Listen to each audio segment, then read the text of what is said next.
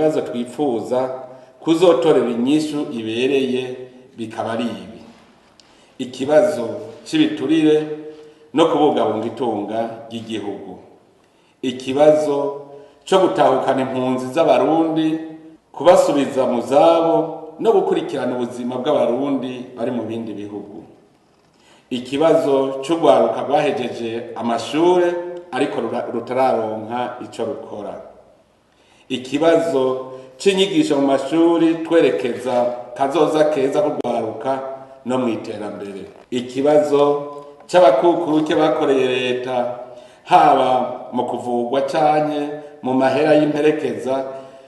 yo kubaho ugeze mu zabukuru, ikibazo c'ingurane y'amabanki leta yategekanije kugira abenegihugu biteza imbere, ikibazo cy'ibikorwa vya leta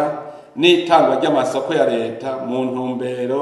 yo kuzamura itunga ry'igihugu, ikibazo c'itunganywa ry'ibibanza vy'iratiro n'inkengera z'ikiyaga Tanganyika, ikibazo c'itunganywa ry'amatongo ya leta n'iyubakwa ry'ibisagara, ikibazo cyo gukwegakwega abagwizatunga bo hanze no gutunganya ikibanza c'isoko rusangi,